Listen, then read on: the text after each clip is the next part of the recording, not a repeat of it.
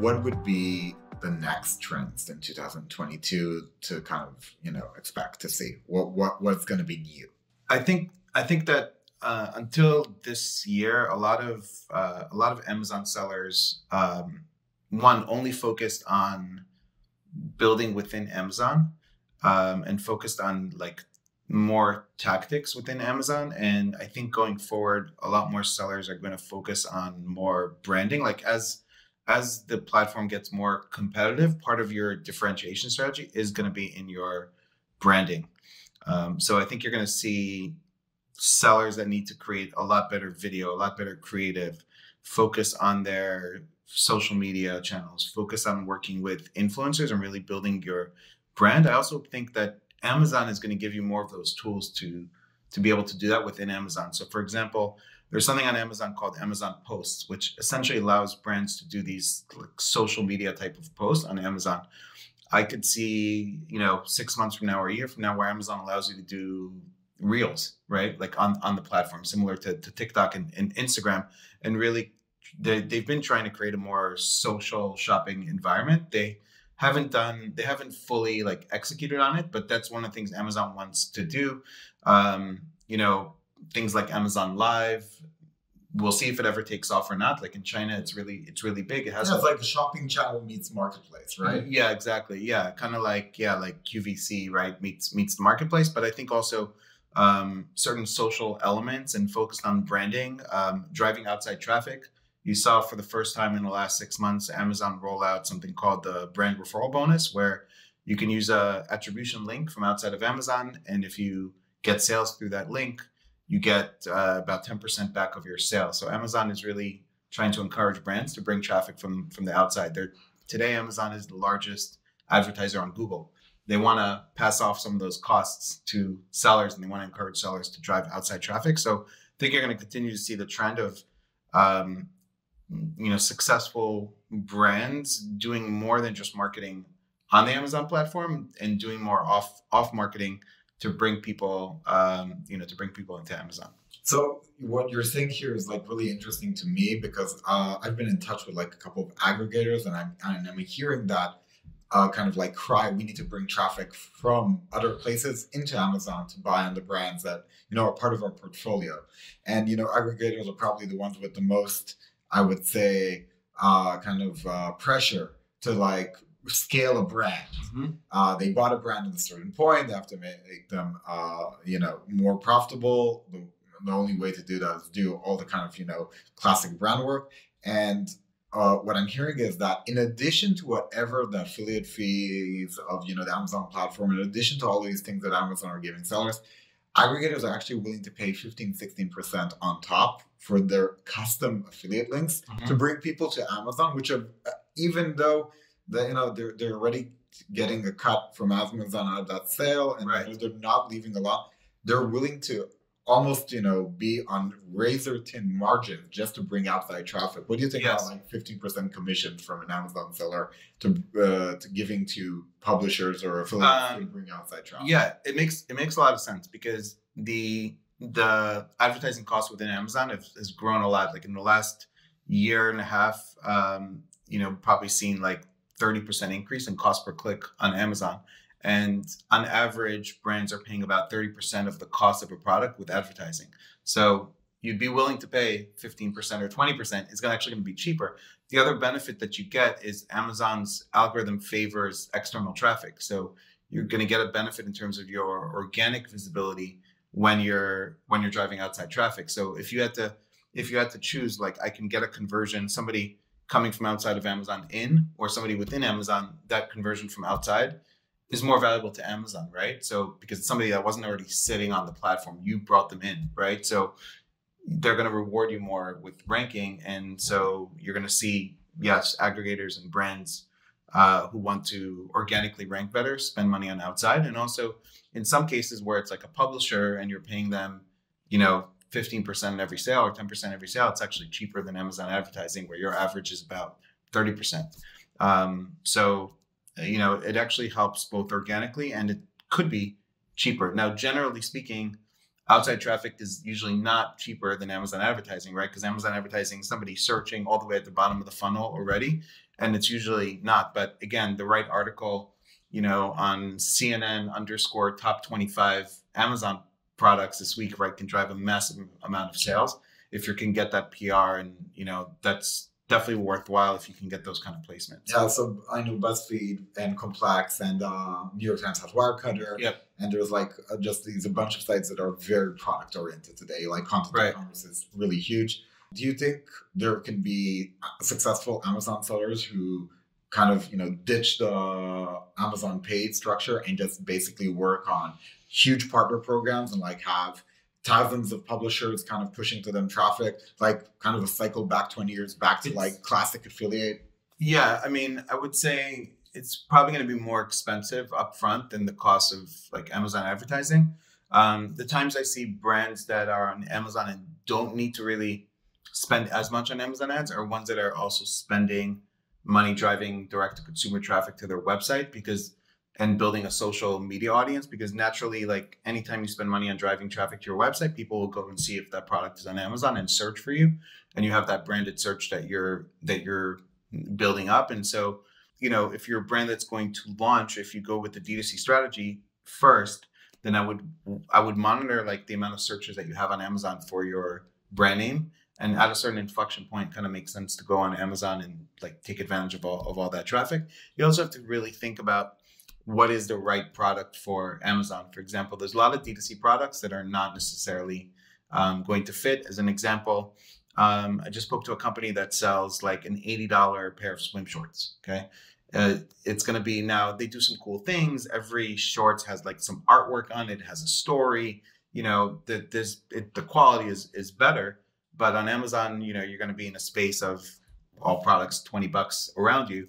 And it's going to really be hard to get traction unless you first get it on D2C and then get that branded traffic on Amazon. So you have to also, kind of bring the right product to the marketplace. But, I think for sellers, there's probably no avoiding Amazon advertising. This Amazon just for the first time put out their stats and their earnings specifically for ads. They never have before. It was always other. Yes, exactly. Which people knew about 90% of that is advertising. But they actually surpassed YouTube in terms of yeah, they have a bigger ad business. Bigger ad business than YouTube. Yeah. So with the amount of placements that there exist for ads right at the top of pages, you really can't avoid using Amazon advertising. And actually, if you're really good at the Amazon advertising component, it actually could be an advantage. If you're not, it's a major disadvantage. But I think you need a mix of strategies. So if I'm not mistaken, most of like the Amazon advertising until now was very performance based. Now Amazon has kind of created like a video unit, which is less of performance in nature. All video units are usually more kind of brand awareness. Yeah. Do you think that's going to be a major kind of like, complementary thing to like the whole kind of strategy of let's do more branding?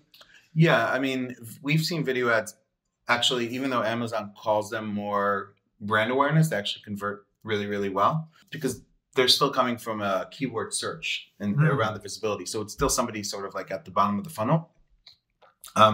So basically a bit of a YouTube in a sense, but more performance based. Yeah, exactly. Amazon is putting more on ad unit called sponsored display, where you can target audiences outside of its like DSP platform, which you need like higher dollar amounts. But yeah, I mean the sponsored brand ads, video ads, driving traffic to your brand storefront, all that is is a good component. Sponsored brand ads, on average, we suggest about 20-25% of your ad budget go towards those ads, about 70% sponsored products, which is the more native kind of listings, and then 5 to 10% in terms of like sponsored display. So, but yeah, I mean, the sponsored ads component for some brands does better than their sponsored products in terms of conversions. So a lot of sponsored ads like these also push, like, I would say, subpar products to the like top of the list. Do you think Amazon is doing a better job today than in the past of kind of like cleaning out products that, might reach the top of the page, but shouldn't be there in a sense in terms of quality, or at least what Amazon aims to give customers? Yeah, so that's one of the sort of like downsides in Amazon pushing more revenue towards their advertising business, because, organically, the products that are on page one, at the top page one, kind of deserve to be there, right? They're converting at a certain amount, and they kind of deserve to be there. With advertising, it's less so. So there is a little bit of a, quality factor to like those sponsored posts that are on top. The thing is that if those listings don't convert well, they're actually going to pay a lot more to be at the top of page one than somebody who's converting well with that ad spot is actually going to get a better cost per click. So it's one of the ways that, it's like a quality score of the ad, kind of, that if you are converting better for that particular keyword, you're going to get a better cost per click than somebody right next to you. And that's very similar to Google. Facebook, for example, who would say, I prefer you pay less for advertising, keep like a great quality experience. Yes. And that way we don't lose the user from the platform. So because losing the user is the highest cost that the company can imagine.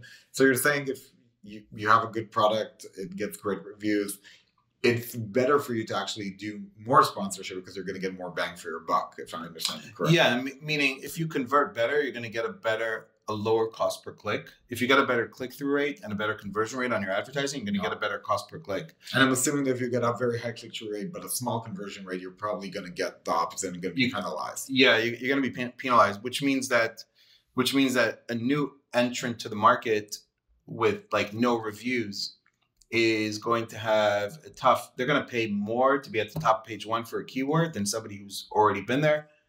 Depending, right? They might need to come in and just undercut the price, or they need to find reasons for people to convert, or else it's just going to be like more expensive for them than to replace somebody else there who is converting well. So there is that factor in the algorithm. But again, you can still make the argument that those top 4, now even top 6 products that Amazon has at the top that are sponsored don't really deserve to be there. And that some sense, like there have been articles written that Amazon has sort of sacrificed some of the quality of the listings to kind of push their advertising business. So, it is a balance, but I think you're kind of getting to the max capacity right now of like how many ads exist already, like on, in the search results page. When I, started with Amazon in 2014, there maybe were 4 ads on page one. Now there's probably like 10, right?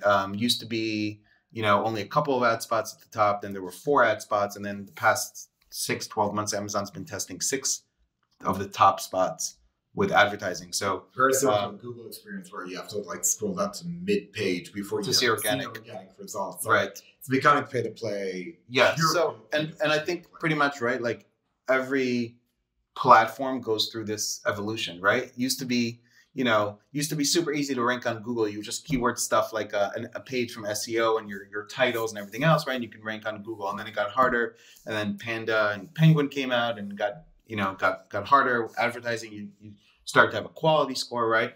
Facebook used to be easier, gotten harder. Then iOS 14 happens, even harder, right? And retargeting is not working as well. And Amazon's also gotten more competitive and harder. You could say the same thing with Instagram and TikTok, right?